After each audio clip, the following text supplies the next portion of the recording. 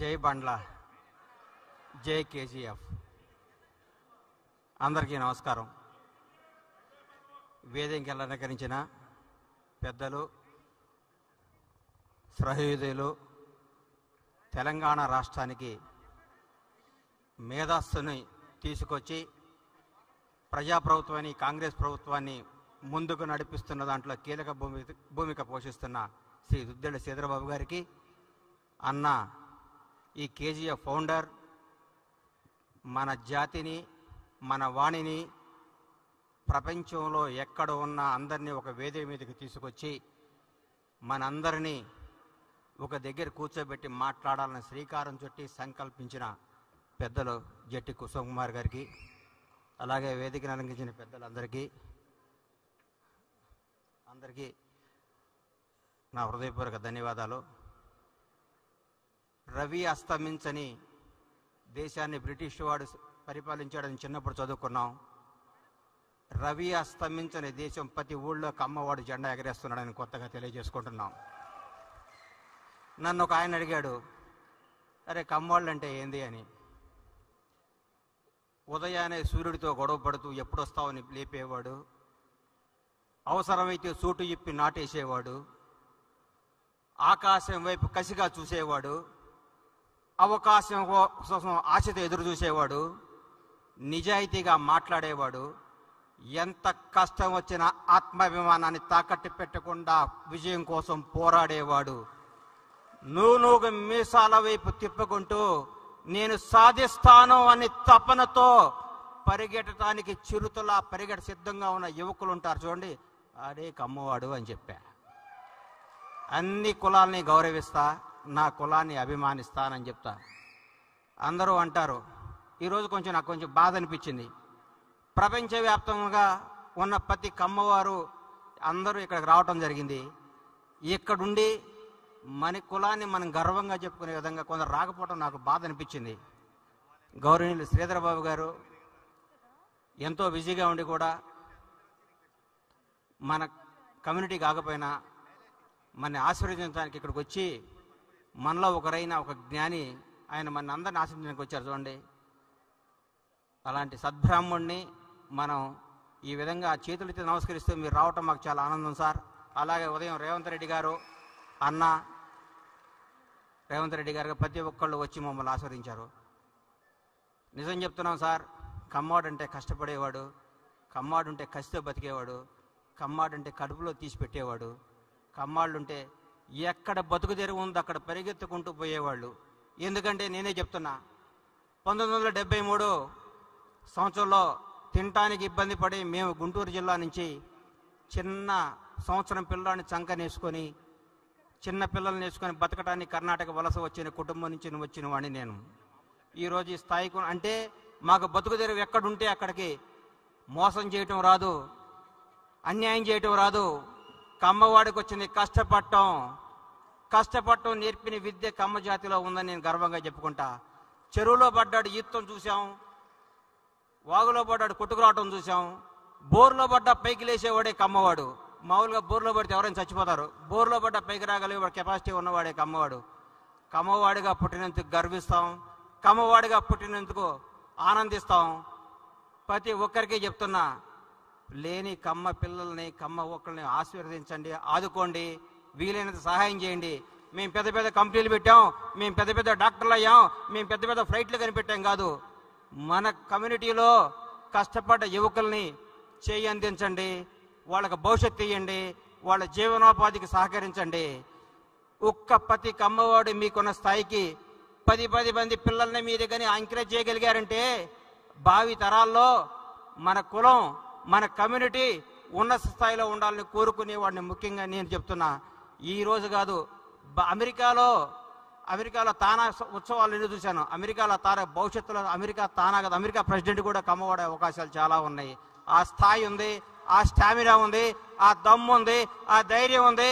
ఎవరికైనా ఎదురు తిరిగి నిలబడి సవాలు చేసే సత్తా ఉన్నవాడు కమ్మవాడు. అందుకని మీ అందరికీ చెప్తున్నా, దయచేసి పెద్ద పెద్ద కంపెనీలు పెట్టారు, పెద్ద చేశారు, లేని కమ్మ పిల్లల్ని ఆదుకోండి, కమ్మ వాళ్ళని ఎంకరేజ్ చేయండి, కమ్మ వాళ్ళ అభ్యుదయకి సహకరించండి. ప్రతి ఒక్కళ్ళు మన కమ్మ కులాన్ని పైకి తీసుకురావడానికి సహకరించాల్సిందిగా కోరుకుంటూ ఈ అవకాశం ఇచ్చిన కేజీఎఫ్ సంస్థ నిర్వాహకులందరికీ కృతజ్ఞత తెలియజేసుకుంటూ సెలవు తీసుకుంటున్నాను. థ్యాంక్ యూ, ధన్యవాదాలు. Thank you so much, Bandla Ganesh Garu. It's a valuable speech. Thank you so much for coming here. Next. నమస్తస్యై నమో నమః. అందరూ చెప్పండి. ఆర్యావర్తాయై చ విద్మహే రత్నగర్భాంతరస్థితాయ ధీమహి తన్నో భరతఖండ ప్రచోదయాత్. అస్మత్పుణ్యధరిత్రీం ప్రణమామ్యహం. శ్రీమాత్రే నమః. భారతమాత్రే నమః. మాతా పితృగురుభ్యో నమః. హరి ఓం. ఈరోజు నాకు చాలా అద్భుతమైనటువంటి సన్నివేశం, ఘట్టం. ఏమిటంటే, ఎన్నికలు అయిపోయిన తర్వాత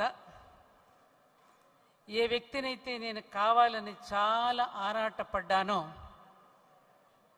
ఆ మహావ్యక్తిని, ఆ ధైర్యశాలిని, ఆ ధీశాలిని ఇక్కడ చూడగలగడం నా అదృష్టంగా భావిస్తూ, నాకు ఈ అవకాశం కల్పించినటువంటి, గట్టిగా నిర్ణయం తీసుకున్నటువంటి జట్టి కుసుమకుమారి గారికి నేను ధన్యవాదపూర్వక నమస్కారాలు తెలియచేసుకుంటూ, వేదిక మీద ఉన్నటువంటి యోధానుయోధులు, మహానుభావులు, ఆదరణీయులు, నాకంటే వయసులో ఉన్నటువంటి పెద్దవాళ్ళు, పూజ్యులు అందరికీ రేపటి గురు పౌర్ణమి సందర్భంగా శుభాకాంక్షల్ని తెలియచేసుకుంటూ, నా ఎదురుగా కూర్చున్నటువంటి నాకంటే వయసులో పెద్దవాళ్ళైనటువంటి బాబాయిలకి, పెదనాన్నలకి, అన్నయ్యలకి, తమ్ముళ్ళకి, మేనల్లుళ్ళకి, మేనగోడళ్ళకి అందరికీ మరోసారి నా శుభాకాంక్షల్ని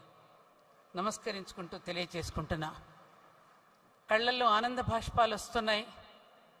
మన పెద్దలు మనకు నేర్పించినటువంటి గొప్ప సంస్కృతి ఇంటి ఆడపడుచుకి గౌరవం ఇవ్వడం. ఇంతమంది వేదిక మీద ఒక్క ఆడపడుచును కూర్చోబెట్టి దీపం వెలిగించే అవకాశం ఇచ్చారు అంటే అది నా పుట్టింటి వారు నాకు ఇచ్చినటువంటి గౌరవంగా భావిస్తూ మరోసారి అందరికీ చేతులెత్తి నమస్కరిస్తూ ఉన్నా. ఇందాకే కుసుమకుమార్ గారు అనేక విషయాలు చెప్పారు. నాకు కూడా ఇందాక కారులో వస్తూ ఉన్నప్పుడు ఏదో ఫోన్ వచ్చింది, పలానా కేజీఎఫ్కి వెళ్తున్నాను అని అనగానే, కేజీఎఫ్ అనే సినిమా ఎప్పుడో రిలీజ్ అయింది కదండి అన్నారు. నేను సినిమాలు చూడనమ్మా, కేజీఎఫ్ ఏమిటి అంటే, అదేనండి కోలార్ గోల్డ్ ఫీల్డ్ అనేది ఒక సినిమా కదా అంటే, ఇంచుమించుగా అలాంటి దానికే వెళ్తున్నానమ్మా అన్న. ఇంచుమించుగా అంటే ఏమిటమ్మా అన్నారు. ఏం లేదండి, భూమిని బాగా పిండి సారం తీసి బంగారు తీగలు పండించేటటువంటి జాతి యొక్క కార్యక్రమంలోకి నేను వెళుతూ ఉంటే, నిన్న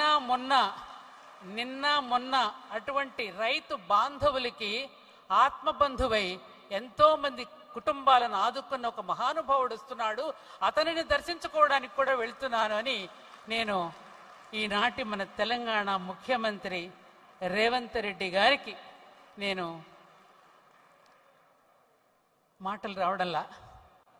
ఎందుకంటే అంతకుముందు ప్రతిరోజు చాగంటి కోటేశ్వరరావు గారు, గరికపాటి నరసింహారావు గారు ఉపన్యాసాలు రాత్రిపూట వింటూ ఉండేదాన్ని.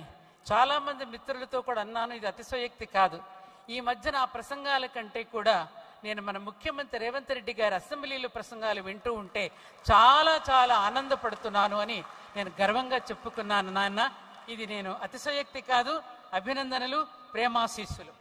ఎందుకంటే ఒక పేపర్ చూడకుండా ఎక్కడెక్కడో అంశాలను తాను గుర్తుపెట్టుకుంటూ మాట్లాడే తీరు, స్పాంటేనియస్గా ప్రెస్ వాళ్ళు అడిగేటప్పుడు తను సమాధానాలు చెప్పేటటువంటి వైనం నాకు చాలా ఆశ్చర్యాన్ని, ముచ్చటని కలిగించింది. అటువంటి రేవంత్ రెడ్డి గారు, వారి పక్కనే సోదరులు కోమటిరెడ్డి గారు ఇత్యాదులందరూ కూడా ఆసీనులై ఉన్నారు. కాబట్టి ఇవాళ మనది ఇది కమ్మ గ్లోబల్ ఫెడరేషనే కాదు. కమ్మ అనేటటువంటిది ఒకే ఒక్క ముక్కలో నేను ముగిస్తాను. ఇది కులం కాదు, ఇది ఒక ఇన్స్టిట్యూషన్, ఇది ఒక యూనివర్సిటీ. కర్మ అనే శబ్దం నుండి రకారం అనే బీజాక్షరం వాడుకలో తొలగిపోవడం వల్ల కమ్మవారుగా అయ్యారు. అందుకని కమ్మవారిని బహువచనంతో సంబోధిస్తారు. ఈ మధ్య కాలంలో 2 రాష్ట్రాల్లో కూడా తెలివి తక్కువతనంతో